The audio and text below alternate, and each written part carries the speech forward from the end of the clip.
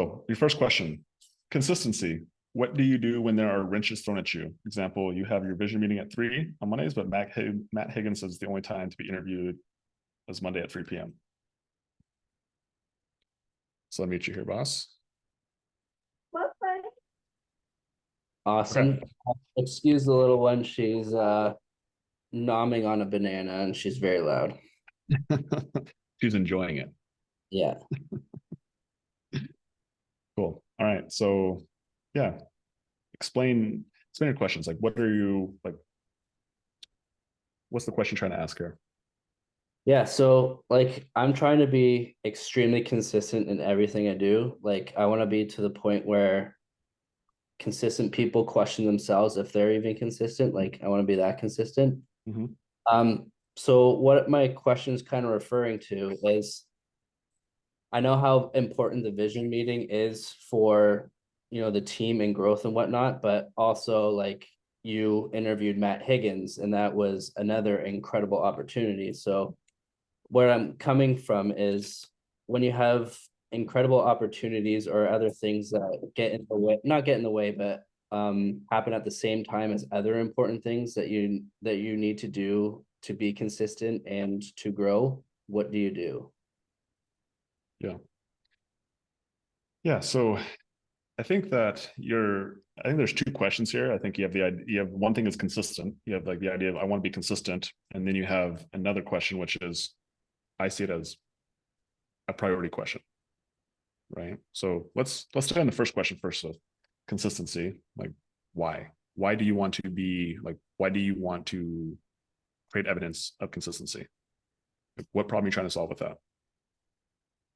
I don't think it's a problem that I'm trying to solve. Like, I know obviously being consistent requires doing the reps and continually doing things. Jess and I kind of follow the meetings that you and Katie do, not consistently, but we do. But one of those is our personal development meeting. So we take traits of all the people we look up to and like aspire to be. And one thing we've noticed in everyone who is extremely successful is consistency is like the number one thing. So that's one thing that I want to be really, really good at is being consistent. Yeah. How do you measure consistent? I don't know. I think by seeing how many times that you fulfill doing something. So an example would be our vision meeting. How many times have I consistently done our vision meeting on Mondays? And I would say we are extremely consistent at that. We've been doing that since probably April and no, beginning of May. So consistent there. Other things that I'm not consistent on would be doing our daily marriage meeting or going to the gym. Yeah. So with consistency, does it have to be like I am consistent versus I am not consistent? Or is there an in between those two ends? I think there's an in between. Like you've mentioned the gap in the game quite often. Mm-hmm. So I've been in more of a mind frame of how was I 3 months ago? Yeah. How was I a year ago? And when I start comparing myself to past me, I am 100% more consistent than I was then. Yeah.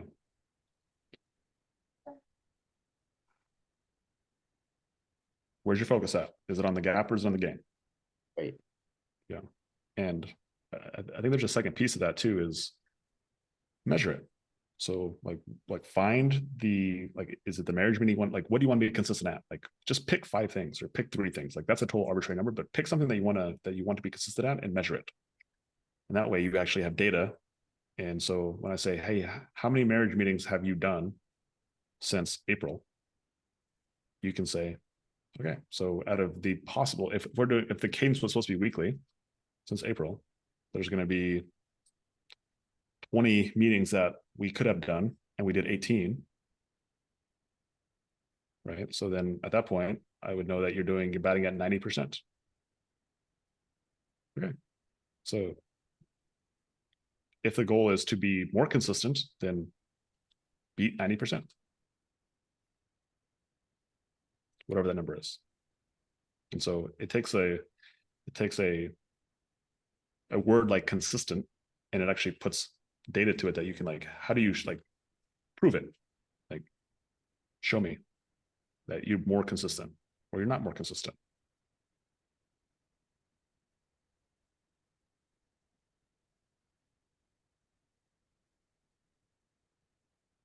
What are your thoughts on that?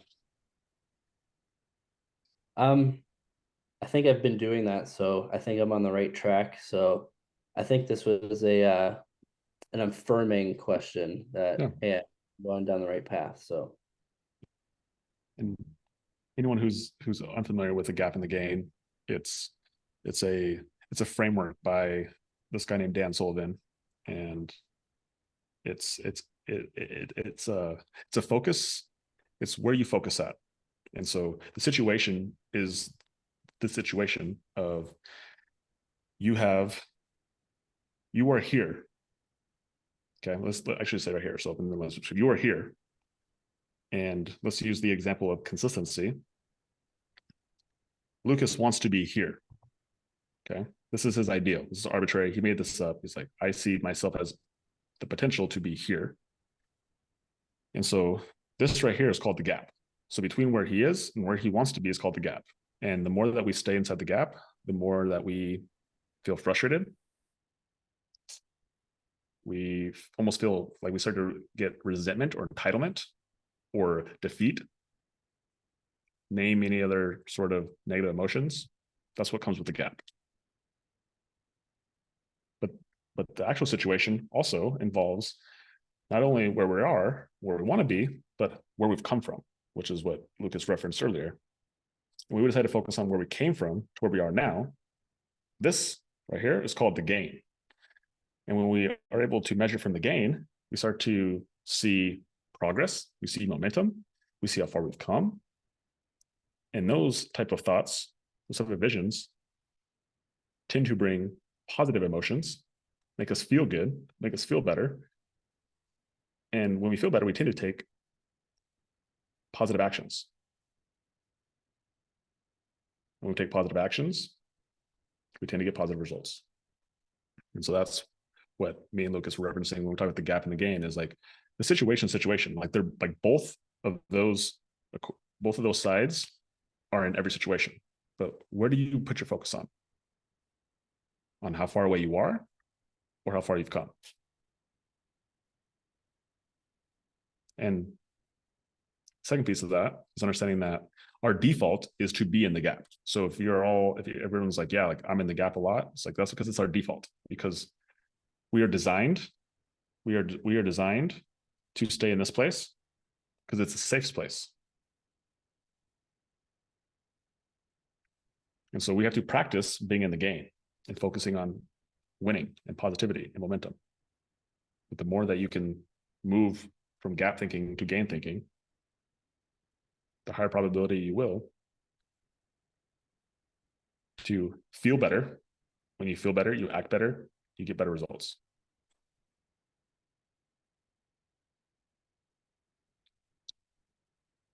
So affirming, yes, you're doing the right things. Keep doing what you're doing, right? The priority thing. So if you have a vision meeting at one time and you have something that comes up, yeah, I think this is more like an actual like situational, like a framework is like when you have something like Matt Higgins, that's a one-time event and it's, it's a life-changing event, it becomes a priority. Right. And if I can move the vision meeting to a different time, I will, because I don't look at it as like I have to do one or the other, but can I have both? And if I can't have both, then ultimately, what's the priority? Right. But again, the default thinking is like, I got to choose. But if we can practice, how do I do both? In what situation can I do both these things? And then a lot of times you'll find a solution. And if for some reason, like you cannot find the solution, then you have a priority. It's like, well, what is the priority in this moment?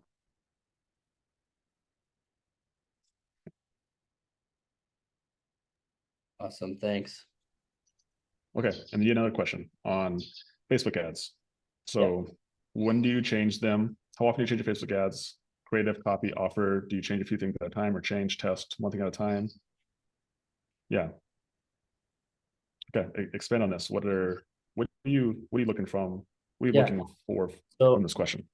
I think what I was trying to get at is like, what are your Facebook ad habits? Like, this might be like a rabbit trail. Like, this may take like, I think my question may take like the entire duration of the Zoom meeting. So, um, I think maybe just what are some key things that you see that would make you want to change like a creative or a copy?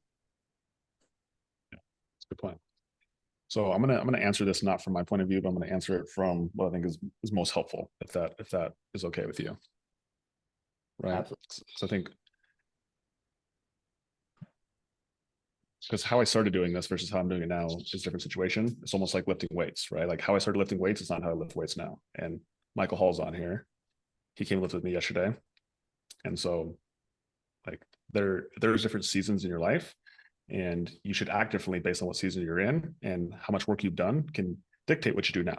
So to put it really simple, is that what I do now is not going to be what everyone should do on here, because I've done other things to get to this point, right? Very much like lifting weights. Like I could go to the gym once a week and look like this, where it's going to take somebody else 15 years of hard work to get to a place that looks like this, right? So as far as like habits, like what to actually look at, what's important, it's actually very similar to the idea of like when we ask like what is consistent, like what is good is going to be based on like where you're at. Like everyone wants they want an ideal. They want I'm doing basically they want a specific cost per lead. Like what's the best cost per lead? It's like saying like what's a good bench press? Like what is being consistent? And so it ultimately it's like what have you done? Like where are you at? Step on the scale, right? That's how I think about it from a fitness analogy. Like you want to lose weight, but where are we starting from? That's the first thing. And so I look at 5 basic numbers. Like I like if I'm looking at how to help anybody with their Facebook ads, how many leads did you get? Actually, how much money did you spend? How many leads did you get? How many did you scheduled, showed, closed, upfront revenue? That's more than 5. Sorry for the math. But so based on those numbers, it's like then we can look at it to see like where's your constraint? Right? Is it in cost per lead? Is it in scheduled? Is it showed? Is it closed? And then based on those numbers, we're going to figure out where we need to put our attention at. Right. So that's actually how I look at the entire funnel. I don't look at it just from Facebook ads, because like the goal is not to just run Facebook ads. The goal is actually to get a client. So I care more about the bigger picture rather than just like one little piece of the puzzle. And I think that's where most people with marketing specifically, I'm gonna use a racy analogy, but they like to mentally masturbate over marketing like it has some sort of special power. Like it's just a means to getting you a client that pays you over and over again. Like I don't really care if it's Facebook ads. I don't really care if it's Google. Like I really don't. I don't care if it's door knocking. I don't care if it's hanging flyers. Like the point is to get a client at the end of it that becomes a recurring client, a Susan Bianchini, someone who sticks with you for 3, 4, 5 years, whatever it may be. That's what we're trying to do. So I don't look at marketing as like just one little thing, which back to the beginning, which I did. Now it's like, what's the whole system look like? Right. So if I'm looking at the whole system, like, are we low on sales? Then focus on sales. If it is a high cost per lead, for example, right? Which is what your question basically asks is like, what if my ads are not performing? So you'd have to have data to show like what is your average cost per lead been over a certain duration, right? Most people they do it after a day. Like I spent $20, I didn't get a lead. Okay.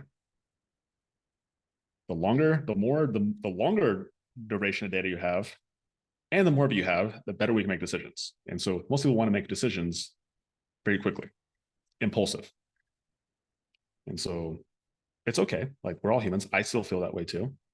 But a veteran business owner, like the longer timeline you have, the bigger, the longer you can think, the better decisions you'll make. Which can be difficult if you're in a cash crunch. Okay, which you're not in a cash crunch, but there's a lot of people on here who are in cash crunch. Like they need to make money yesterday. Okay, so I understand it.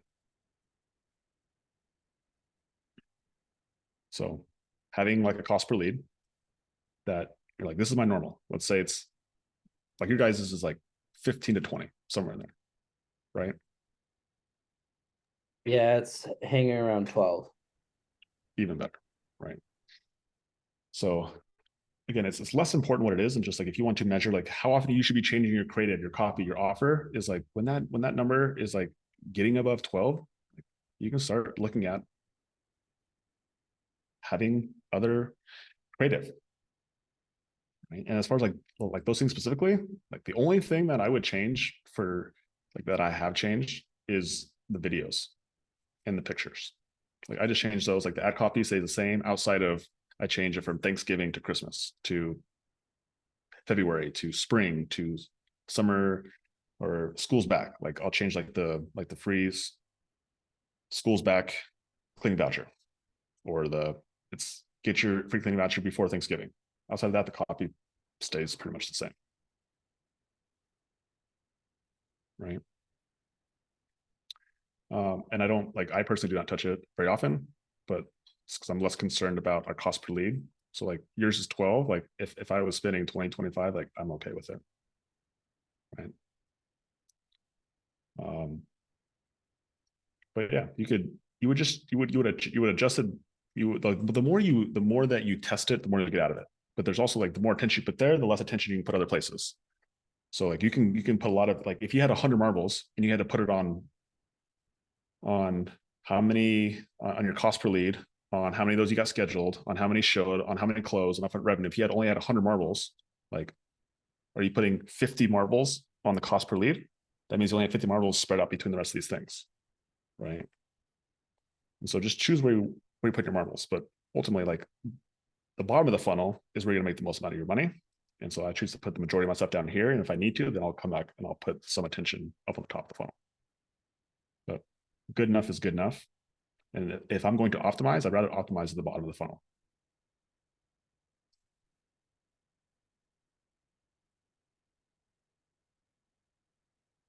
And like I had this conversation with Michael Hall yesterday. I really just change the creative. So if you made like 4 or 5 videos and you did that, if you just did it once every 2 weeks and that's all you did differently, you would probably keep your ad cost pretty low. And you just like whatever was winning, you keep it going, and then you just like replace the next one in. So like if you have an ad that's doing $10 a lead, and then another ad's doing $15, $20, like you turn that one off, and then at the same time you have these new ads that are coming in, and you let them ride, and the ones that perform you keep them on, and the ones that don't you kick them off. And if you want something really cool, I'm sure this is actually what you want, is that those ones you kick off, you can go back 6 months later, and you just like click them back on, and they actually work again. It's crazy. So maybe that's actually what you're looking for. That was the little nugget that more strategy. Oh, that's great. Like it was just I was just coming from curiosity, really. Trying to learn more about it. I mean, our cost per lead has been really great, and the leads coming through too have been generally pretty steady. So it's just coming out of curiosity. It's great. No, I think everybody has that same feeling, that same or that same thing. And I think if you just spend on as a general rule, like just understand that the entire point of marketing is to get a client. So like you only have 100 marbles, where you can put your attention at. Like have your attention, or have a good enough have enough attention to make sure that you're getting leads through. But then like for you, like you don't have a lead problem per se. So then at that point for you, it becomes like, where do you optimize your attention at? where do you put the majority of it at? Awesome, thanks. Appreciate you. The whole time Lucas was doing that, he was still letting people in, like multitasking. Okay. Let's see. Let's see what's on here. Is Janice on here? Janice is on here. Janisa, where you at, girl?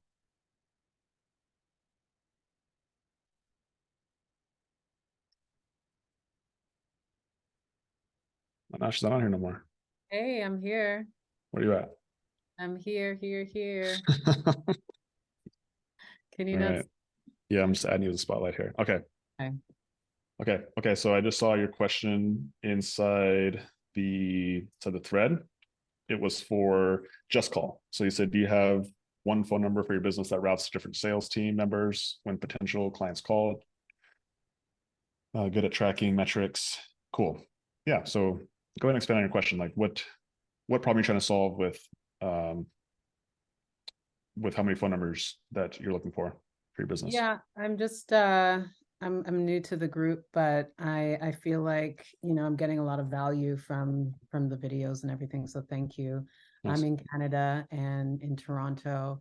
I feel like I've just been doing business, all wrong, and I have this 1-800 number that routes to my cell phone, and I'm the only one that answers it.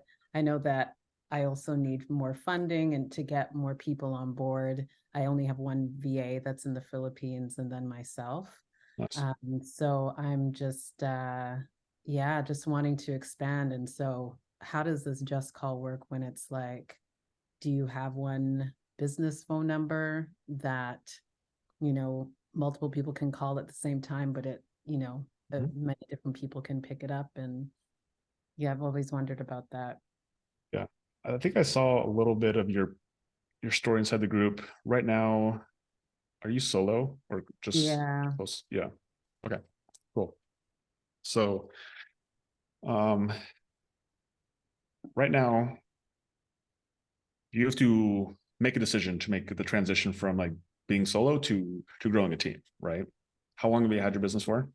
Your playing business for? Too long. Like, I Too mean, long. I've had it for, I'd say, a decade, but I Yeah. started out cleaning, and then a few years ago, I transitioned to hiring people. This was really a way for me to, gain more income as a single mom and also as an artist, really wanting to pursue my artist work. And so I didn't push my music, didn't push the cleaning business as much as I could have. So I've just kind of been dragging it, and then in the last few years I've been putting more energy towards it. So I really am looking to scale it and get to that $1 million mark. Cool. Okay. Yeah. Yeah. I think it's important. Again, this is for you, but it's also everybody else who's on here, is just understanding like what your goals with the business. And so like there is no right or wrong way to do business. It's just like it comes down to what your personal goals are.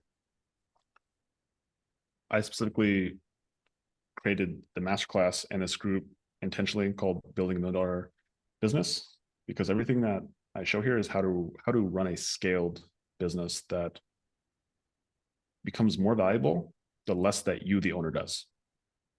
Okay. Yeah. In order to build that asset, that system, though, it requires you, the entrepreneur, to acquire new skill sets, to shed the identity of the person who started your business, and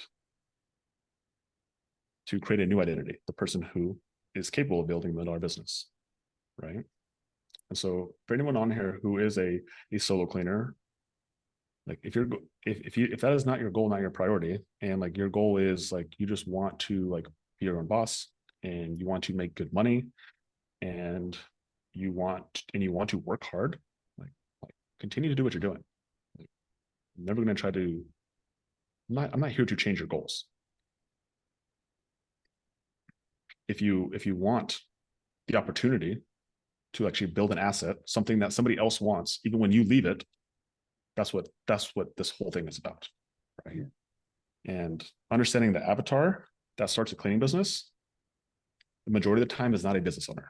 So it's not like business owners start cleaning businesses. It's cleaners start cleaning businesses. And the reason that our cleaning business has grown so fast is because we came in as business minded. We started a cleaning business, right? And I say that with like true like empathy, because when I started my first business, which was a gym business, like I was a personal trainer who started a gym, and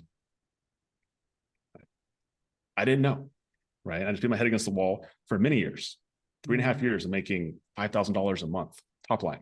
That's not profit, right? Like I did not know. And so I have a lot of empathy when I say this now to anybody, is like the skill sets required to actually run a business is much different than it takes to start a business. Yeah. So I'm realizing that. and the more humble we can be about it, like it becomes all of a sudden the path opens up when we're able to realize that, Jenny said, like, you're the problem. Like the reason why your business is where it is because of you. And the more that we can like accept that, and actually not just even accept it. I'm like trying to even go further now. It's like, okay, get excited. It's like, all I gotta do is change me. If I just change me, then you get the fruits of the labor. Like I don't have to worry about changing the market. I don't have to worry about changing employees. I don't have to worry about changing clients. Like I just gotta change me and I can get this result. Like, where do I sign up for that? Right. And so ultimately, like this whole community, the whole masterclass is actually based around one fundamental principle of accountability and responsibility. It's like you're responsible for where you are right now, which also means that you're going to be responsible for you that grows $1 million business. The biggest constraint is you. Yeah. Right. So I want to answer your first question, then I'm going to keep asking some questions, okay? We're going to kind of want to see what else we can help you with while you're on here. So making the transition from, doing everything yourself to like having a team, getting other people involved, amazing, right? So the fact that you're having the questions, you're doing things, like big props to you, because it is a commitment. It's a commitment without, like, you have to invest first before you get any result. You don't get the result first and then you're like, okay, now I'll have a team. It doesn't work that way. So specifically for phone numbers, I think most people, they start with using a personal phone number. Or for your example, like you have a 1-800 number and it's forwarding to your personal cell phone. So just call is an option. There is other options that you can use, but something where you have like web capabilities that somebody else can log into the phone number and they can message, they can call. They don't need to like have a physical phone with them. Yeah. Right? That's the first step. There's lots of options. Just call's one of them. So yes, you want something that if you have a VA or an assistant, like they can answer the phone calls, they can call, they can text, all that stuff, and you don't need to be the one who holds the keys to everybody calling in. Right. So that's the first question. Second question. Tracking metrics. Tell me, what are you looking for? What do you think of track metrics? Like what problem are you trying to solve? I just want to be better at, I just want to know how to track metrics. I feel so foggy in that area. I know that I need to track. I know that I need to track. And when it comes to this world, I know that that's where I need to up my skills and be better in terms of just being cognizant of like business know-how and this, if I want to scale, I need to track. And I know those two go together. Yep. And I'm learning that. So I'm just like, okay, so how do you do this? Like, and I know that you've given us a wealth of, free resources to do that. So I just want to know, and I also just want to know, from start to finish, like in a day, like as a solo owner, I'm just like, okay, so when I wake up, I exercise, I do my thing, and I get on the computer, and I just want to know what a successful like day from start to finish looks like when it comes to like trying to reach your goals day to day. So, Yeah. Okay. Fantastic question. And I'm not going to give you the answer you're looking for because I'm going to give you something better. I'm going to give you a framework, a decision filter to work through, because that is an asset that like it goes beyond cleaning business. It just like it goes beyond everything, right? And it actually gives you the thing that you need, which is like, what is the filters? Like instead of saying you should do this, this, and this, it's like, well, why should I do this, this, and this? Right. I think that's why everything in here is built around a framework of like this is why, like this is like if this happens to you, this happens in this. Like it's all based on basically constraining ourselves to a box. Okay. So one of the trainings that we did earlier this month was called Blueprinting Your Path to $1 Million. Have you even heard of that training yet? no. Amazing. So I'm gonna do this right now for everybody else. I'm gonna put this link in the chat. It was also in the community updates that I dropped, but I'll drop the actual link to the YouTube video itself. And so grab that link, copy it. So we did a training, and this is like the very first thing that I suggest that everybody does is just creating a blueprint of what the end of your business looks like. So if your goal is to run $1 million business, how many cleaners does that take? Right. How many hours are they working every single week? What are you charging? How many clients are you serving every single week? How much are you charging per clean? Just knowing those 5 numbers, Janisa, Yeah. it will change your business. It will give you a path. Right. And so when people come out to Decade a Day, so if anyone isn't familiar with Decade a Day is like where people will come out, they'll spend one day with me, my wife, and we literally walk them through this process. Like this is one of the things that we walked every single person through because it is so important, it's so valuable, and it's so rudimentary. In fact, I have a free training on YouTube that most people don't even watch, but it's everything, right? So yeah, like Renee said, it's clarity, right? And clarity is what creates confidence for you to take the courage to commit. Okay. Yeah, I definitely need that breakdown. That's where you start. Yeah. Okay. And when you understand that you need 12 cleaners that are working 30 hours a week in order for you to reach your goals, that's the filter that you work through when you wake up. You're like, okay, how many cleaners do I have? Yeah. And you know what to do. Yeah. You don't need me. You don't need anybody. Like right. It's back to like you're responsible, right? And so I'm going to do my best to give you frameworks and help give you like clarity on like what you think, but ultimately like you have to make those decisions because like you do have other priorities, you do have other things. Like if it was just as easy as also just only growing a cleaning business, like we would all like be able to grow a cleaning business much faster. But we have other distractions, some positive, some negative, ultimately distractions, right? And maybe cleaning business is a distraction from something else, right? Thank you. Yeah. So okay. That's the first step is just get clarity on what your business model looks like. It's like, I need this many cleaners. And the cool thing that I do with everybody who comes to Decade a Day too, is that we don't just do the end goal. We create milestones along the way to make it fun, to make it progress, because we're all humans. We love to make progress.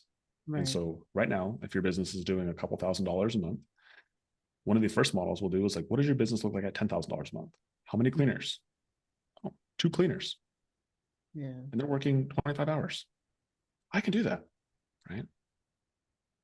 I need to do 20 cleans a week, averaging $250. Like, okay, or whatever your numbers are, right? And like when you go through that training, it's a step-by-step process. And if you follow it and it's tedious, it is tedious, but if you follow it, it'll create so much clarity for you.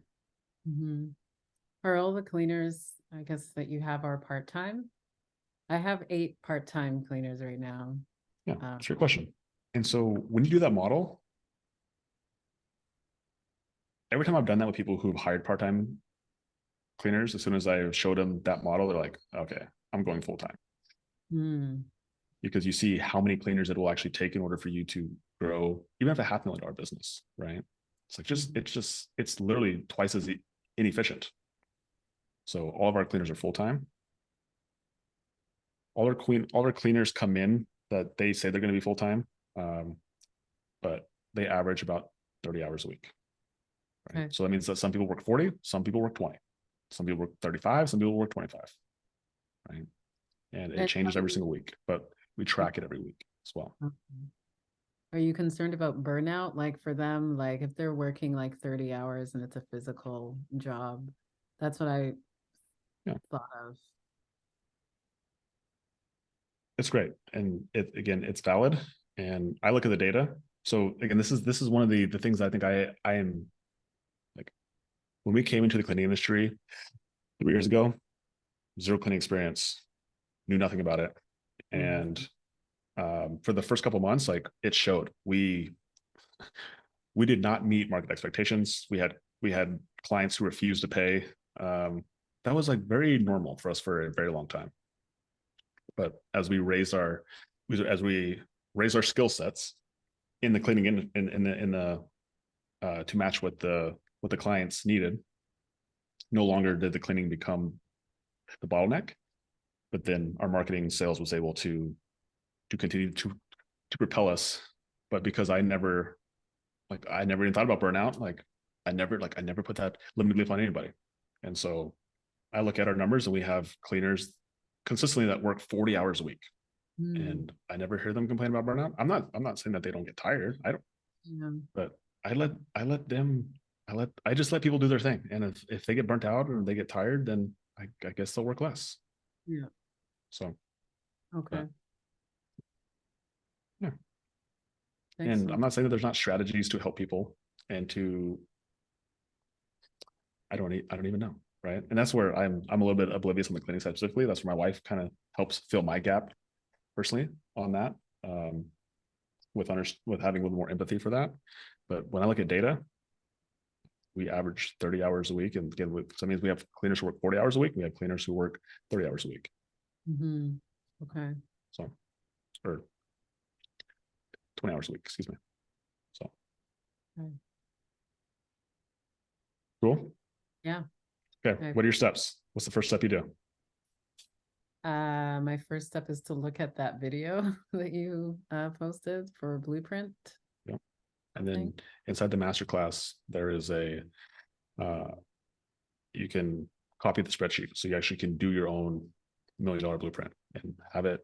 Yeah. What's your business called? The Cleaning Artist Toronto. The Cleaning Artist $1 million blueprint. That's what you call it. And that way you can look at it. It's your frame of reference. So when you're starting to feel frustrated, you're feeling like you're not making progress, you go back to there and you simply measure where you are versus where you want to go. But we don't measure the gap. We just look at progress, right? So then we see the progress that we're making along the way. Okay. And that sheet is in the master class. It's in the master class. Yeah. Okay. Cool. It's under the very first, it's under master class lesson number 1 under clarity, and then $1 million blueprint. Okay, cool. Thank you so much, Logan. Awesome. Welcome to the community. And there's actually lots of people here in Canada, like Jessica Lucas, who I was talking to. They're in Canada. Okay, cool. So there's quite a few. Gregorio, he's in Canada. There's some awesome leaders in here in Canada. So it works in Canada if you were curious. Yeah. All right, perfect. They're in Niagara. Yeah. Okay, nice. All right, guys. Kyle, you got a question? Yes, sir. Can you hear me better? Oh, wait, you got rid of your smoker's voice. I got my sales headset on.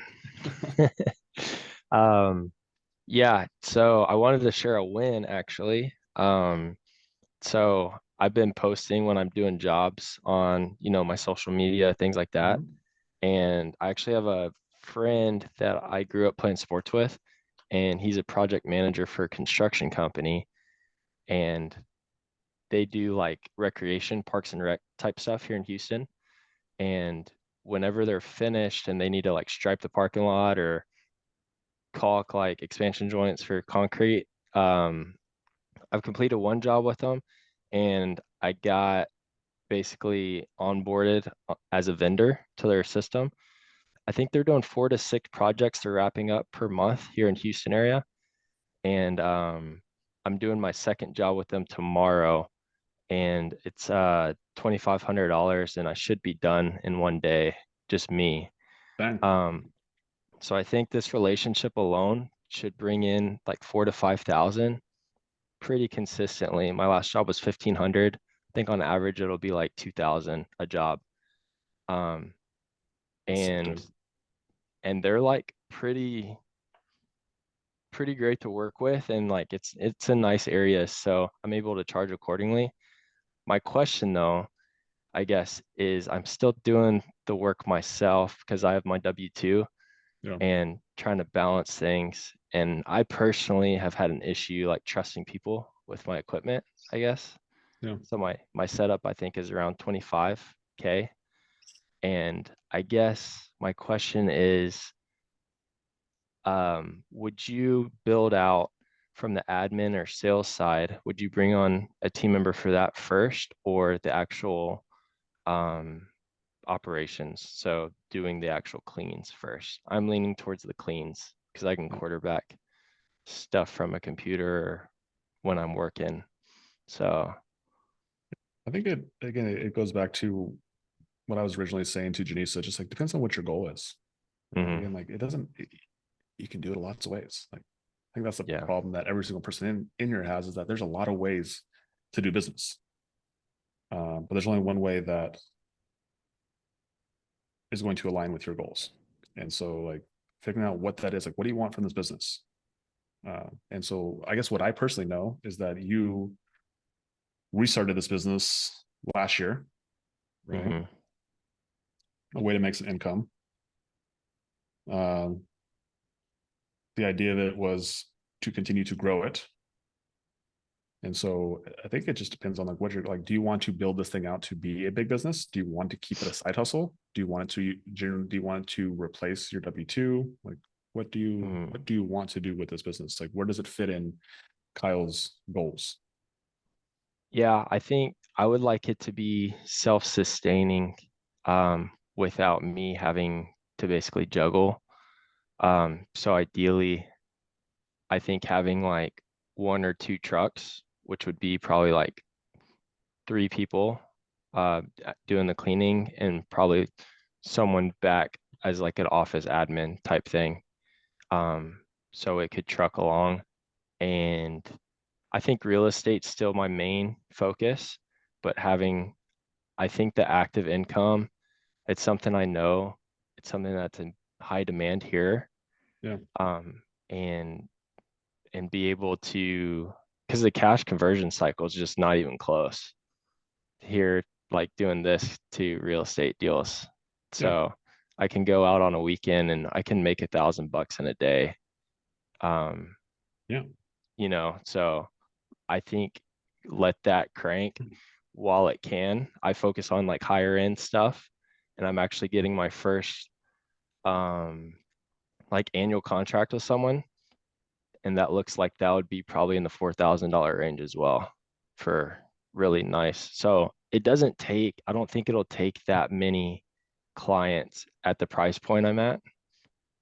Um, but like having, but in my mind, it's like if someone was full time for me, and I have these jobs lined up, and then their job in between is to sell or do demos for different businesses and things like that, and pick up some jobs along the way and get that recurring. um I feel like I'm just leaving money on the table because I only kind of go out when I have the jobs kind of thing. I'll stack like 2 or 3 in a day and then knock them, yeah, and then talk to neighbors and stuff like that.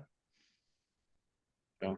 I think what I pick up is that it's a it's a it's a battle for marbles. Yeah. You only have 100 marbles, and right now, and we're talking specifically just about income. We're not talking about anything else. Like, out of all 100 marbles, and we're using the example of just income, like you have pressure washing, you have real estate, and you have your W-2. Yeah. Is there more? Or That's it. is that it? Okay. And those are all active incomes, right? And so I think that's why I asked you the question, like, what's your goal? Like, what is the ultimate goal? Though, like, aside from like what you want each like strategy for each business, like, what is the goal? Like, do you have a net worth goal? Do you have an income goal? Like, what do you want? I think that's actually where it starts at, and then that vehicle or that goal is going to then dictate, like, well, where do I put more focus on, or where do I get rid of one of these things? Where should the majority of my focus go based on this? Yeah. Right. No, And so good. right now, like, you have 3 active incomes. So like ultimately, like, you can the best you can do is like you can divvy up your attention between 3 of these things. Yeah. That's it. And one of the reasons that our business exploded last year is because we stopped doing the other two. Like, we had a very similar situation. Like, we had a fitness business, and we were doing active real estate as well. We got rid of the fitness business. We stopped doing active real estate. We went all in the cleaning business. And guess what happened? Guess how much the cleaning business grew by?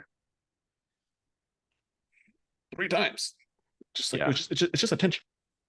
Like, it's just attention. So any one of those 3 things could grow 3 times as big, right? And at that point, it's like you deciding, like, which vehicle do you think has the most momentum? Like, is it easiest to grow your W-2 3 times? Is it easiest to grow real estate 3 times? Is it easiest to grow this cleaning business 3 times? And ultimately, it's making a commitment, and like actually having to, like, you're having to invest. You have to invest your attention first, and then get the result. Like, you don't get to just like, okay, one of these things is going to take off, and once one thing does, then I will direct my attention. Like, that's the biggest myth in life. Yeah. It's like, okay, I'll just like do a bunch of things, and one thing will take off. It doesn't work that way. You have to invest first. Yeah. So no, that's great.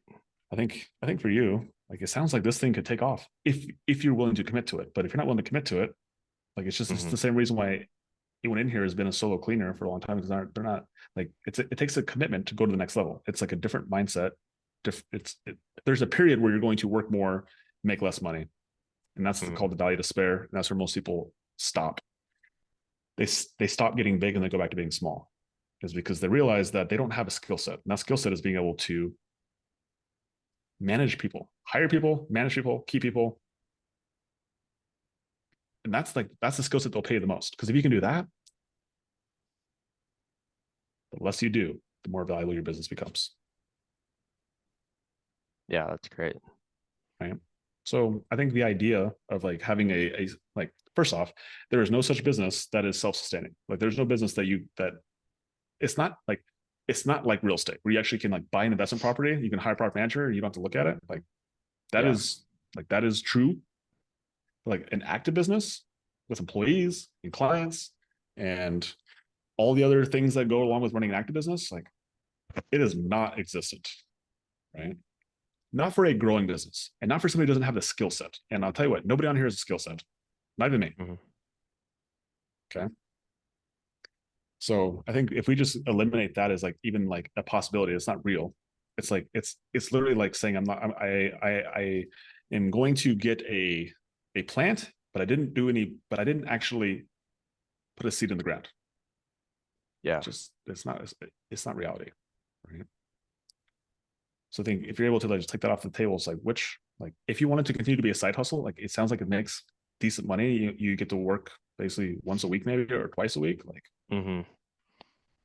keep doing it. Just understand like what the big goal is. Like, what is the big goal? Like, does that money you use, does it go into a savings account? Do you have a savings account that's building up that you're buying more real estate with? Like, keep doing that. I funnel it into marketing right now for real estate. Yeah. Oops. I think my internet got a little. Yeah, you're good. A little sloppy there. Yeah. So I was just saying, like, I think ultimately it just goes back to like, what is the goal? Like, what is the financial freedom roadmap for you? Like, is it buying real estate? So like, each time that you do a job, like, every single one of those dollars, it goes into a savings account that you don't touch. It just builds up an account, and then all of a sudden you use that money and you go buy real estate, and you have a passive income goal that you want to hit. Once you hit it, you're financially free, and then you quit your W-2 job. boom, now we have financial freedom and time freedom, and then you get to start the next journey of your life. Yeah. Something like that would be Yeah. a That's good pretty template for much- most people to follow. Yeah. Yeah, that's kind of the plan right now. That's what I've Yeah. been working on. Yeah. So Yeah. then just understand how this kind of business fits in with there. And like, it doesn't have to be a scaled $1 million cleaning business. Like if it's just you, the profit margins get to stay higher. So again, like back to what I said in the beginning, like anybody who runs a solo operation, like your profit margins are not 20%, they're more like 30, 40, 50%. Right. Yeah. And so the con is that you have to do the work, but you get to take the money. So if you're able to work for the money, take the money, but then store it in a place that eventually you buy an asset that no longer requires your time and your energy to make money, then that seems like a decent trade until you build up enough. Then all of a sudden you don't have to work anymore. Now you get to work because you want to, not because you have to. Yeah. So No, I appreciate that. Things I know, but need to hear frequently. humans, man, we're so simple. Yeah. Appreciate you, my dude. Yeah. Thank you. All right. Ada E. Ada E's in the house. Hello. What up, girl? What's up? Ada E made a post inside the Facebook group. Ada E also came out to Deck in a Day. So Ada E and I, we homies. We homies. Yes. Hi, girl. So you got a lot of questions, which are really good. So tell me what's going on. Yeah, so it's definitely relevant to what's going on in the business right now. I am, just to kind of fill everyone in on context, I'm just right now in the phase of learning how to manage people so that I can continue hiring them. And maybe Logan will say that's not how it works. I need to hire to learn how to manage, but but I'm breaking the rules a little bit. And so my questions were pretty much related to kind of what's going on right now. And I was just kind of wondering, like, is there a general rule of thumb for the balancing act of setting clear expectations for our cleaners and staff so they know what they're supposed to do and we can let them, do what they need to do? Of course, they're going to make mistakes, but if we set the right expectations, we should gracefully allow them to make those mistakes and learn. But how do we know when they're making too many mistakes and it's time for corrective action? Like, how much of a grace period do we need to give them? Like what are signs that maybe I'm investing too much time and effort into team members? Great. Do you remember the coaching framework, the three question coaching framework that we talked about on one of the Deck in a Day calls? My sister wrote it down, but I did not. So no, I don't. Okay. And I'm looking inside the Deck in a Day sheet to see if I put it in there. I don't remember if I did or not, but I'll put it in the chat for everybody. But this is the framework. Back to now I forget her name.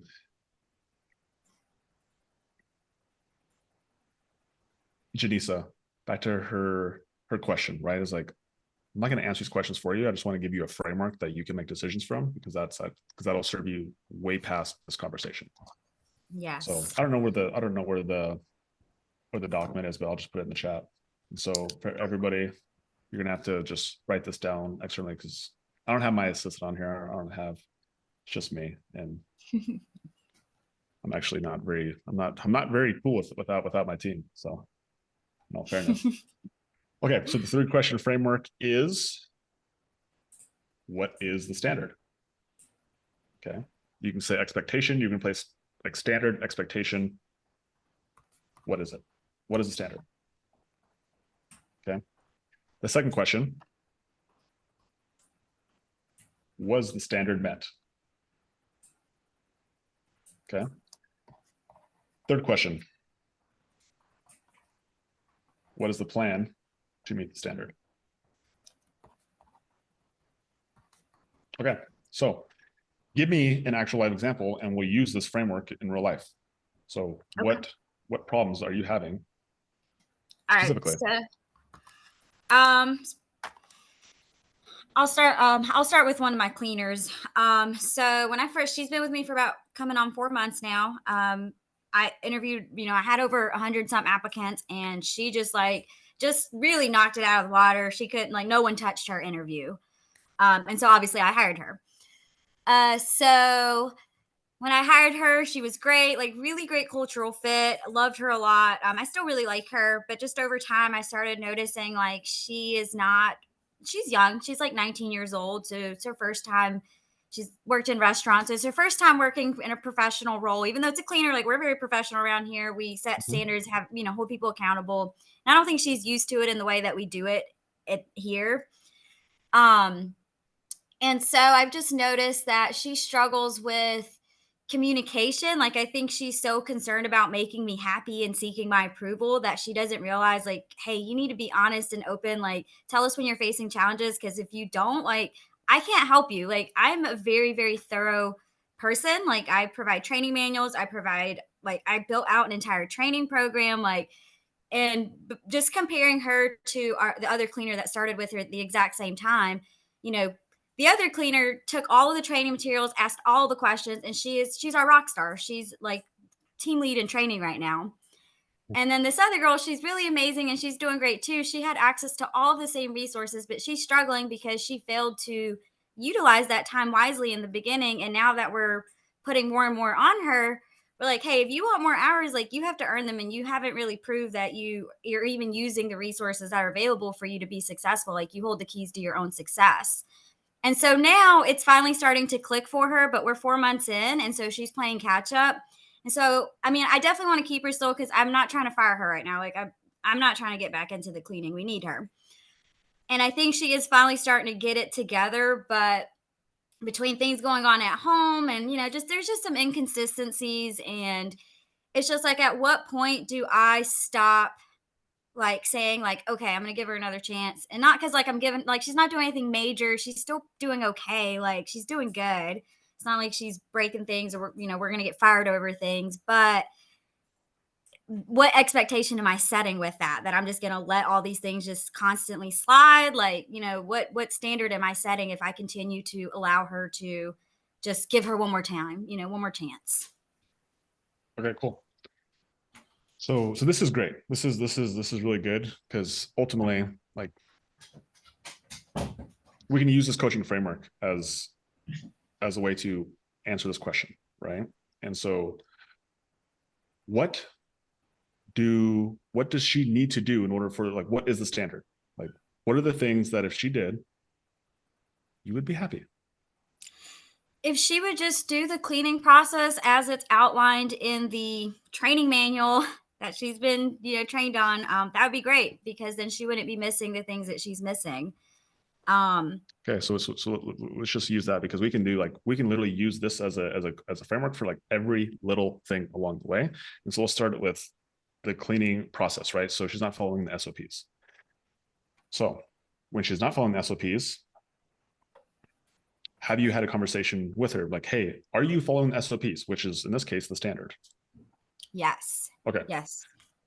Cool. And so at that point, we've asked the first two questions, like, here's the SOPs, and then ask her, like, did you follow the SOPs? And what is her answer?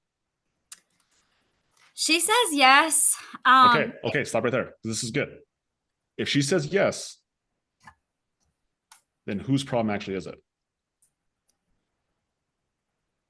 Mine? She doesn't understand.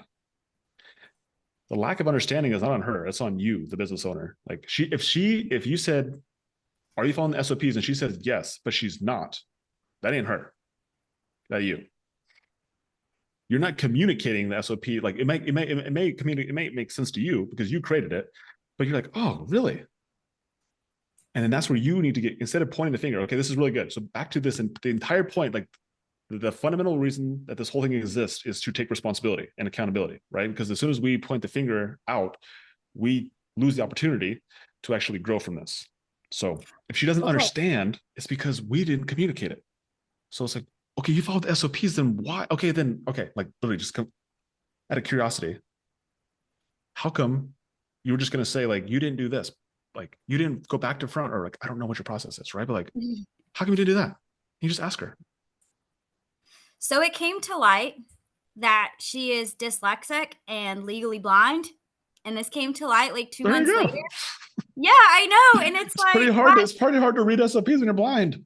I And you can't know. read. And I was like, why didn't you tell us before? Like, we could have like did a whole audio thing for you. And like, I think that's where the communication part is like, why didn't you just tell us? Like, that's not, you can't help that. Like, we could have helped you, but now here we are 2-3 months later and you're still playing catch up because you just didn't tell us. Like, how am I supposed to ask and get that information? Like, you know?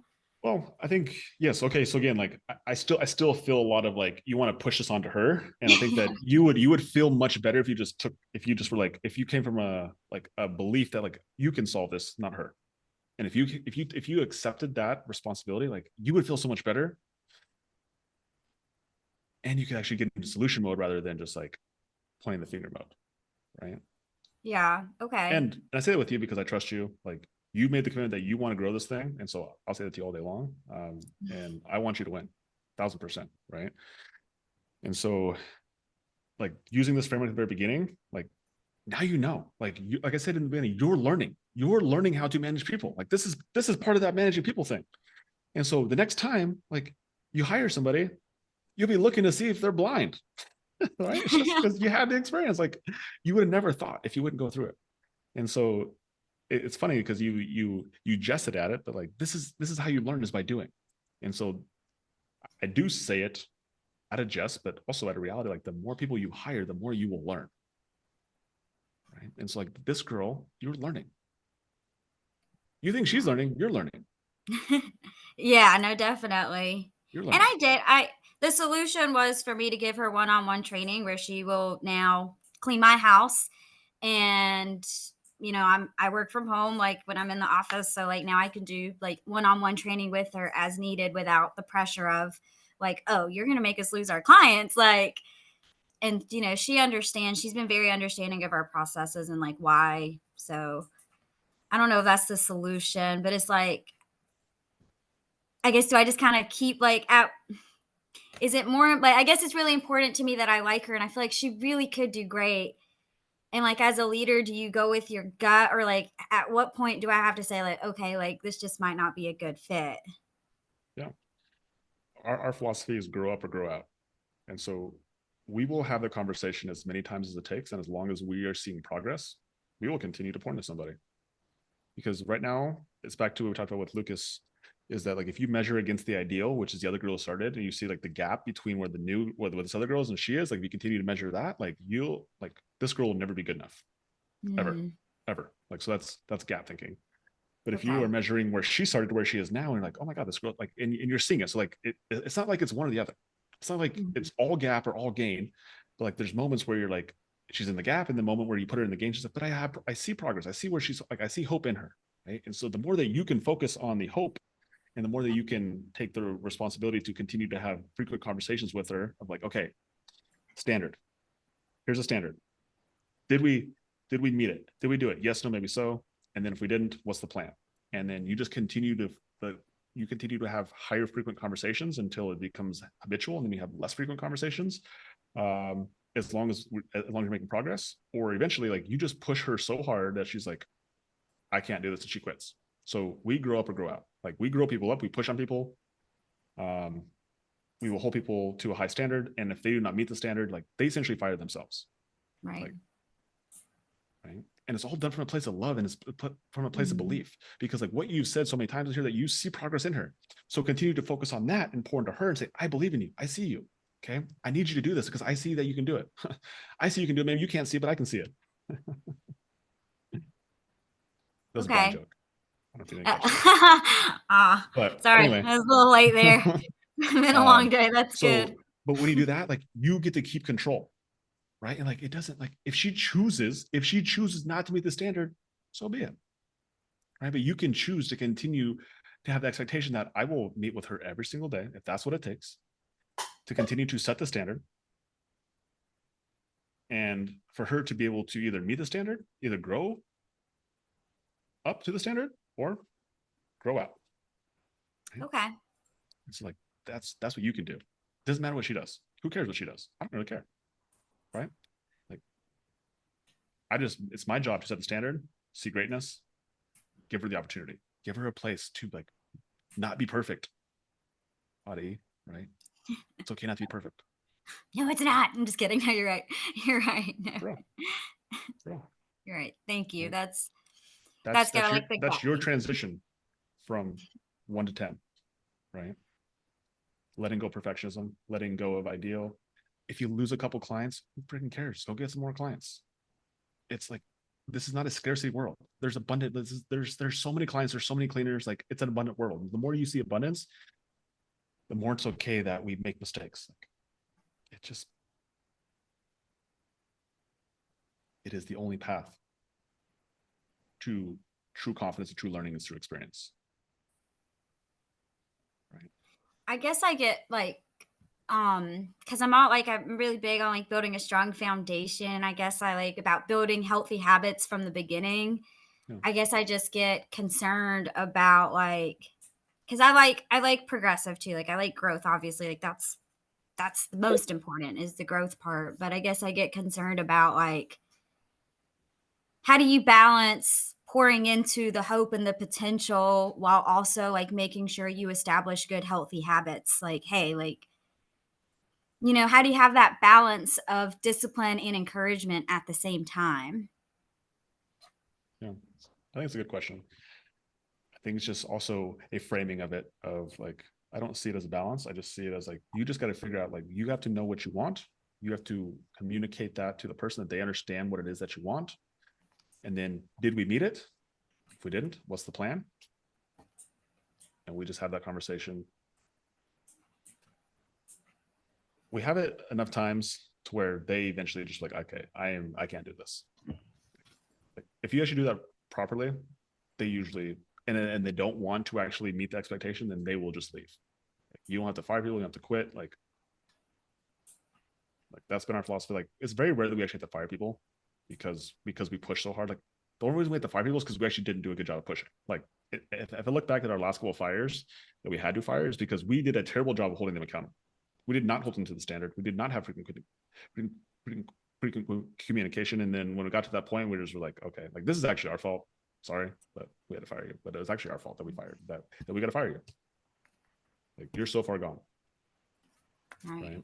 And this girl doesn't sound like she's there. So we had it. She had us in the first half, not gonna lie. Yeah. No, she did. There was a couple times where she came to us and said that she wasn't sure if this was a good fit for her. Because I think we were pushing her hard, but I think she's conflicted. She likes the work culture and the community. Like, she likes being around us. But yeah, okay, I hear you. I hear you, and that's very reassuring and helpful. If you're concerned about going back in the field because of this girl again, you also don't want to be like, so this is kind of like a second piece of this whole question is like, if the only reason that you are keeping her is simply because you don't go back in the field, and that's, you're making decisions out of fear. And I find that the more decisions you make out of fear, the lower probability we have of achieving what we want. No, that's definitely not the primary concern. It's not, because I mean, I'll go back, and if I have to, or I'll just hire someone else if I have to. Like, at this point, my other girls. And that's the thing. It's like, if be okay hiring somebody else. Like, continue to push. Like, the more you continue to grow, the less attention you put on this, the more attention you're putting on like continue to grow the company. Like, if you have 20 cleaners and you have one person who's kind of a whatever, then it's like it's just less attention. Right. Yeah. So the fact that this is attention means that you need to go get some more cleaners. You need to get some more clients. Like, make this less of a big deal. Yeah. By growing, right. By you growing, not focusing on their shortcomings, but like you making yourself bigger. That's good. Yeah. Thank you. What else? No, just thinking like, I really, really like her. And I remember in Decade a Day, you told me, because one of my biggest things was I was struggling with hiring people, and you said, well, work with people that you like. And so that's really stuck with me. And I really like her. I think she just has never had a position where people are like, where the leaders are people and they actually hold her accountable as an adult, So I think a good strategy behind just in general is just always tell the truth. Like the same feelings that you articulated to me, like articulate those things to her. Like, do you actually want to be on the team? And you guys can like let her be on the same page. Like, here's what I'm feeling. Tell me what you're thinking. And then and like be okay with the worst case, like I guess the worst case scenario would be that she leaves. So like as long as you're okay with that, then like have the conversation. Yeah. Okay. But there's a high probability that she actually will have a lot of respect for you because you didn't have to do that. And you did it, which means you actually do care about her, and she'll recognize that. And she's like, I've never had somebody who actually cared about me like that, who pulled me aside and was like, had the abundance mindset to be like, I don't know, like, do you actually want this job? Because I want you here, but I don't know if you want to be here. I'm like, no, I do want to be here. It's like, okay, then I need you to step up. Here's the standard I need you to do. And like, that's love. The greatest form of love is accountability. Yes. Okay. And that's actually just telling the truth. And it's cool You because did. you get the opportunity to practice on me, and then you have a more refined version for her. We had that conversation and she was grateful for it. And that's why she's still here. There you go. Yeah. See? Cool. So Okay. again, take the responsibility. Like, it's on you. Like, you got this. This is on you. And you're more than capable. You've Thanks, shown it. Logan. Appreciate that. Cool. Appreciate you. Yeah, thank you. All righty. All right. Do we got any more questions? I don't think I see anybody else. Oh, Cammy's on here. What's up, Cammy? Cammy, you gotta turn your video on so I can spotlight you here. All right, hold on a second. What up, girl? Oh, you're back on mute. I think I muted you on accident.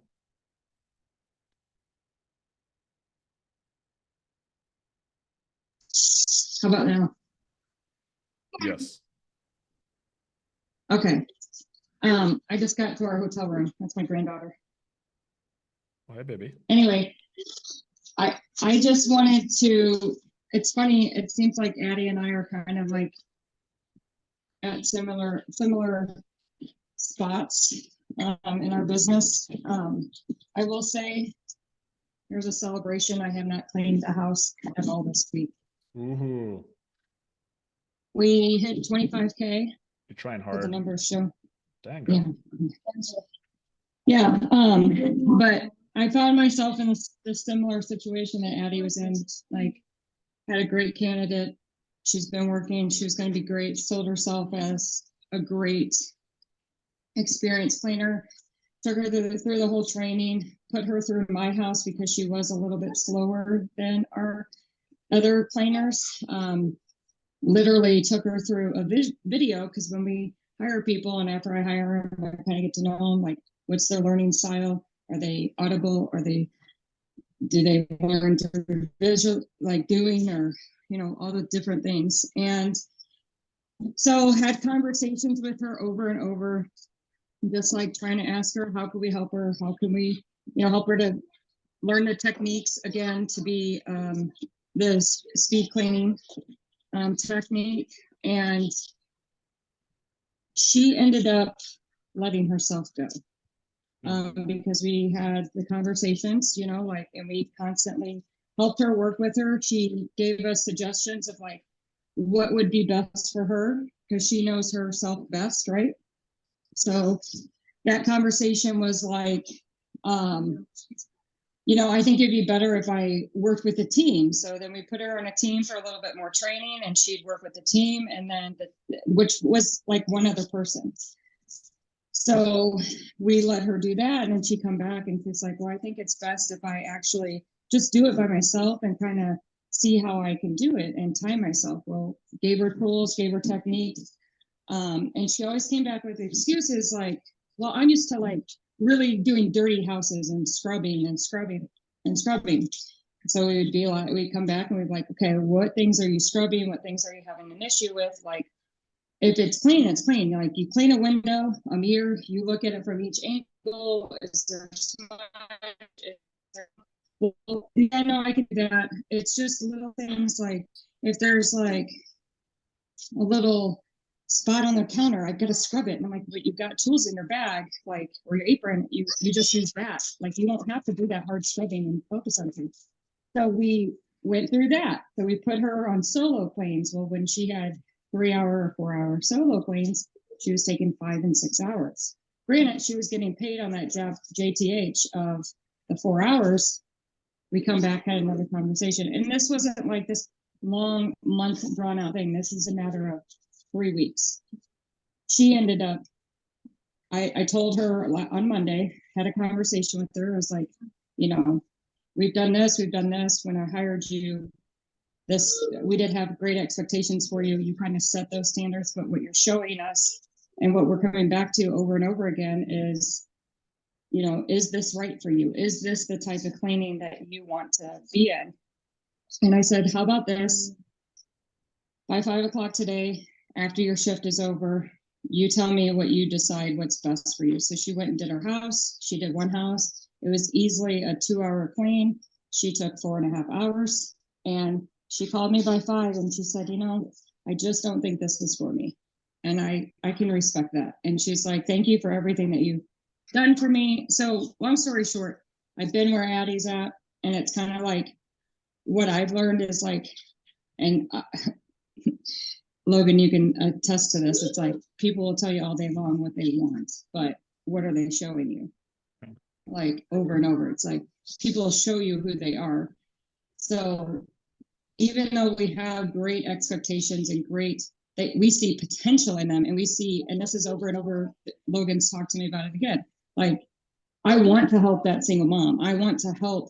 I know what this could do for a single mom, but I can't hire and or have that emotional connection because of what I believe that they can achieve or what they can do. It's a matter of, just like you said, they're going to grow with us or they're going to go. That's it. That was long, sorry. Awesome. Yeah, I think it's great because you and Adi have connected inside the Decade a Day group, and like you guys are like, and again, like you guys are like right there, kind of like when you came out to Decade a Day, Cami, you had like your daughter, I think, was the one who was cleaning with you at that point, right? And you know, in the last month and some change, like you have made the commitment. You've shown with your actions that like you're going to grow this thing, like you're going to push all the levers that it takes to take a real run at growing a big old business. And you're seeing the fruits of that commitment right now. And the more that you can continue to stay in that like unfamiliar, that like not sure, uncomfortability, like the more you stay in that situation, like the more you'll continue to grow. So I think that's a good message for Adi as well. It's just like, if it feels uncomfortable, if it feels foreign, that's a signal you're doing something right. Like, unless you want to continue to have a small business, then continue to do small things and continue to feel small feelings. But if you want to have like if you want a big business, it requires you to have different feelings, different actions. Right. Like, well, somebody had said to me, okay, Cami, you're always going to have a ceiling, but you are your ceiling. So if you can look at your ceiling as like your floor, you're going to have another ceiling. So like my ceiling right now that I was stuck in was, how do I get the hell out of cleaning? Like, I don't want to be cleaning. I've been doing it. She's about ready to pop and have a baby, and she can run circles around some of my cleaners. But okay, I was the problem because I was putting limitations, not just on myself, but on everybody else, because I wanted control. I wanted to have control of it all. And, you know, I know the gentleman before Adi had been talking is like, I don't want to give people my equipment, this, that, and the other. Okay, but you know what? We have to trust and believe that people are going to F us.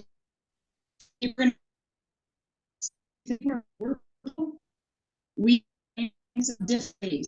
I don't trust somebody with my equipment is me holding the control, because that means I'm never going to grow because I have a problem with trust.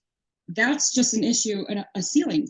I need to make it my new floor. Okay, I got to recognize that I'm going to be able to get over whatever it is. If somebody hurts me, if somebody damages my equipment, like I'm going to have to buy it anyway, right? I'm going to have to fix it. I'm going to have to take accountability and responsibility. It's my company, but it's keeping up with like vacuums.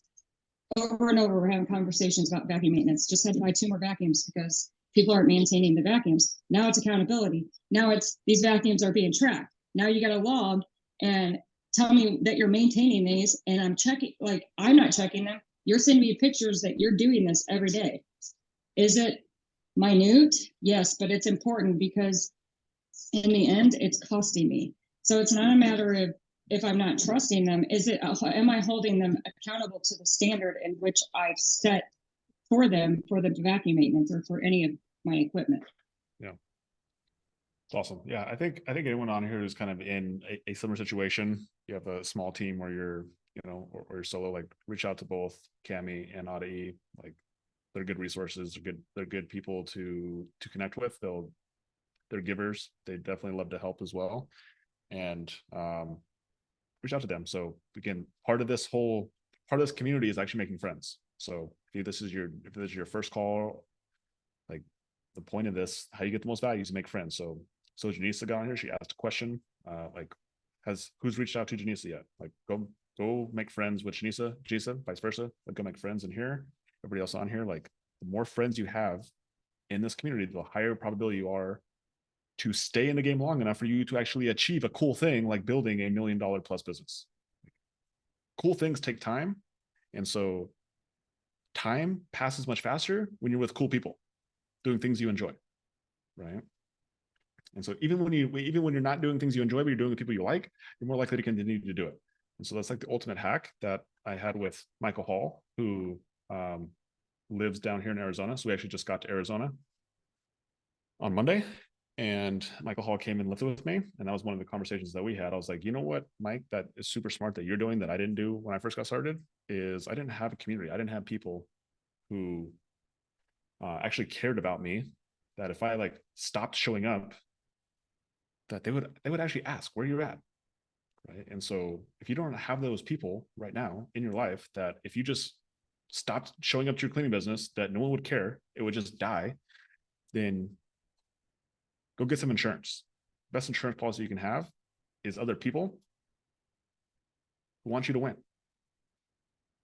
want to see you do great things, because the greater success you have, it creates a belief that they can do it as well, because we're all the same. We're all the same humans. We all came from the same, we all have the same organs, the same systems inside of us. The only difference is like what we choose to believe, right? What we choose to focus on. But when we have an overwhelming amount of evidence that somebody else who's the same as me is doing the same thing I'm doing, but getting a better result, well, maybe it's not the thing, maybe it's me. And the more you focus on you, the faster you'll continue to grow. So reach out to Cami, reach out to Adi. We're gonna do one more question with Renee. Renee, what's up, girl? Hey, sorry, I'm eating dinner. What you eat? Got some yum-yums? Yeah, just sausage and peppers. So boring. Yeah, you know. Okay. So my question is, so first of all, we hit 30,000 Woo! Good this stuff, month. girl. But we're kind of in like a training backlog, because like, I mean, I've been like drill sergeanting my people, like, okay, you guys got to work 2 jobs a day or 1 8-hour job. I don't care. Like, Let's go. You guys must produce. yeah. So their hours, like everybody's doing at least 29 to 35 hours now. So Sweet. that's kind of where we're sitting at, which we've been able to add more jobs and blah, blah, blah, blah. So it's great. But like I want to know, like, how do you balance like not having like a training backlog, but then, you know, not like, kind of where I'm at is like I'm still fine tuning our sales side. And so like I'm either focusing way too much on sales or way too much on hiring. And so there's like this constant like ebb and flow of that, where it's like, oh, we don't have enough of this. But, you know, and part of it is I don't have a salesperson. So I'm kind of like trying to do it myself. And I've been pulling one of my girls out of the field once a week, and she's been helping with sales, which has helped me like get a lot more done and like focus on other things. But it's just, you know, the balancing act right now. Yeah. I mean, yes, that is yes. So tell me like, what is your, like, what problem you're trying to solve? Because like, yes, I know it's a lot of problems. All that happens forever. Like that never goes away. So like specifically, like, what problem do you have? Like, how do I not hire too many cleaners Yeah. Or Okay. not have enough, like have that like fine balance where like I can train them efficiently, still keep my good ones full of hours, you know what I mean? And then onboard new business. Cause you know, like business kind of is up and down, up and down. Fortunately for us, we do have turns, which are really consistent for us, but you know what I mean? Like it's just having that. Okay. So I'm gonna answer this in two different ways here. So the first step of this is to have a marketing channel, a way to get clients that is consistent. So like the fact that you're saying your clients up and down, are you how much money are you spending on marketing, and what channels are you using? So I'm using only Google right now. I'm Okay. using local service and pay per click, and our budget, like we're doing like, I think last month we did right at like $1,200. So not spending a ton, like very low budget on it. Okay. Yeah. So anytime that you need more clients, the goal is to be able to get in a situation that you just like increase the budget, right? So if you're spending $1,200 on something, spend 1,800, 2,000 as an arbitrary number. I'm not telling you to spend a specific number, but like you want more leads, spend more money. And Okay. that's the game you want to get into, because ultimately, if you get more clients, or excuse me, you get more cleaners, you need to fill their schedules. Like each time you have a cleaner come on, and let's say they're working 30 hours a week and you're charging $55, let's do easy math, let's say 50, that's an extra $1,500 a week that you can make from them. And you get to take, 30 something percent of that after you pay everything else. Like that's an extra, what is that? 30% out of at a 1,500. Let's just do the math on that. So you would be netting an extra $500 a week, right? So it's like, how do I just get more cleaners like that? Mhm. Get more cleaners, you'll make more money. And then I need cleaners to work, so you just turn up the budget on the ad spend on the marketing, and you pair that new client with a new cleaner, and you just repeat that process and do it as many times as you possibly can. Right. Okay. So that's the More money. overview. That's the overview of how both funnels work together. Right. Like Right. they're both important. Now let's put some data to it. So Mhm. cleaners, when you decide to hire a cleaner, Mhm. from the moment that they accept your offer to the moment they become a solo tech, Mhm. do you know how long it takes? So ideally we want it to take a week, but I think like we're looking at 2 weeks at least. And then really for them to be like really efficient, it's about 30 days for us. Yeah. So I measured this in our business. For the moment that they signed their DocuSign that said they are an employee of us, to when they did their very first solo job where they became billable, it was 15 days. And that's after they actually like signed the DocuSign. So there was like time that they did interviews and all that stuff before that. So like from like first contact, I don't even know what that process is, but like it's definitely over 2 weeks. Mhm. So that means that if we have clients who want to get on the schedule, and we don't have a cleaner, and we say, okay, now I want to hire a cleaner, it's going to take us at minimum 15 days for that cleaner to take on a new client. Mhm. Okay. So client, how quickly, if I'm on a phone call with you, Renee, and we agree that I want to clean, like, and you have the availability, you have cleaners with availability, how quickly can I get on your schedule? Next week, next Monday. No, next Tuesday. We're filled Monday. Well, there you go.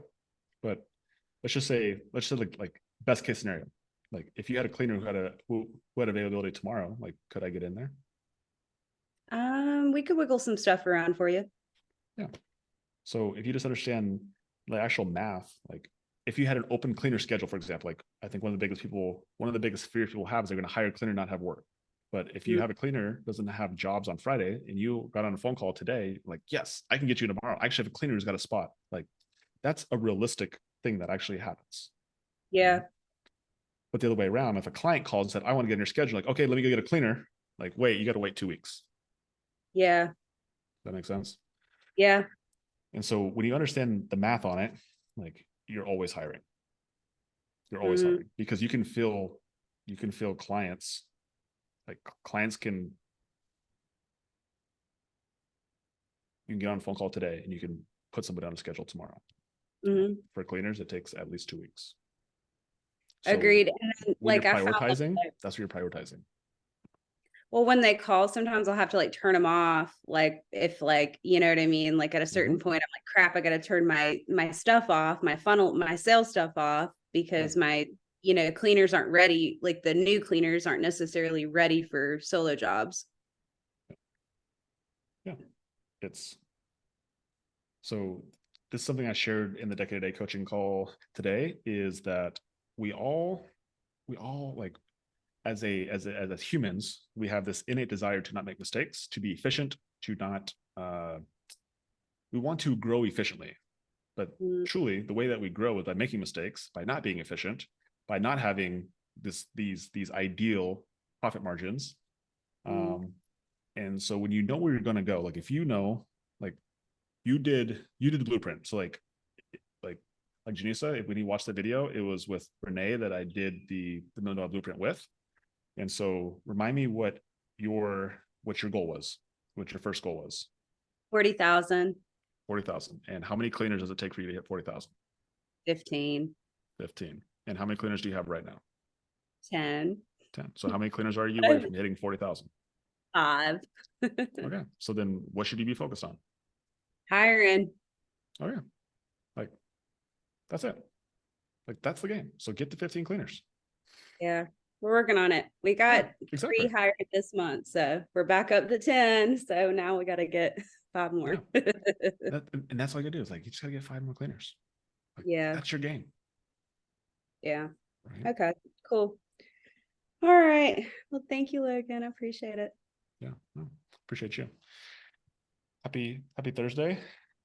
Great to see y'all. Yeah. Go watch that video. It's really good. And give Renee some love. She's the one who was the brave soul who let us use her business, so Janissa and everybody else on here could actually just copy what we did for her business. You can copy that in your business, right? It's like it's literally the thing that when people come out to Decade a Day, like that is the thing that we do. Like, there's other things we do, but like that is one of the core things that we do is create your $1 million blueprint, so you have clarity on what you need to do. So like when I asked Renee how many cleaners she has, like I know exactly that she's 5 cleaners away. I don't need to know anything else. I just need to know, like, go get 5 more cleaners. And now we can talk about having a $500,000 a year business. That's it, right? And her business is gonna be different in yours because her cleaners work different amount of hours, right? And so that's why in there it shows how to actually customize it to your business. So awesome, guys. Happy Thursday. Thank you guys for hopping on here. Hopefully you guys got value from today. Man, I had fun. Well, you guys had fun. I'm gonna drop this community updates again in the chat. So I don't know if you guys like this. I'll start feedback next time. But this is what's going on in our building $1 million cleaning business community this month. I'm gonna drop in the chat so you guys can grab this link. And here's when all the calls are for the rest of the month. Actually, this is for the month of December. So tomorrow's December 1st. So I'm ahead of the game. Planning. So those are the calls for all of December. And then all of the trainings that are new in the masterclass. So if you're not a member of the masterclass, there is a link in there that you can create your free account. The masterclass is 100% full free. I saw a couple people in here was asking about it. There's a link inside there. Go get set up on that. That's what Janissa was talking about earlier. The trainings that we did are also in the masterclass, but also just posted the YouTube link as well. And then Decade a Day. If you guys are curious about Decade a Day and you want help implementing, and you're looking, this is actually what I've discovered now. We've done 15 Decade a Days. So somehow we've convinced 15 people to come out and hang out with us for a day out in Montana and Arizona. So like Decade a Day is my attempt to create a transformational relationship.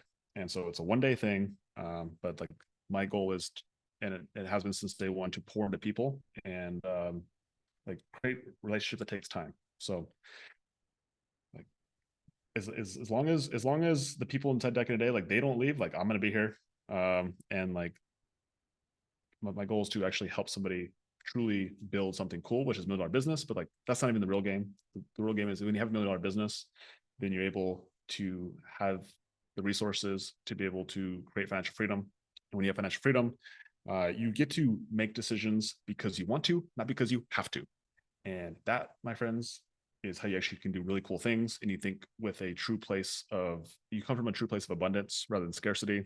And the whole world, if we could just all see the world through a place of abundance, we realize like how good that we actually have it.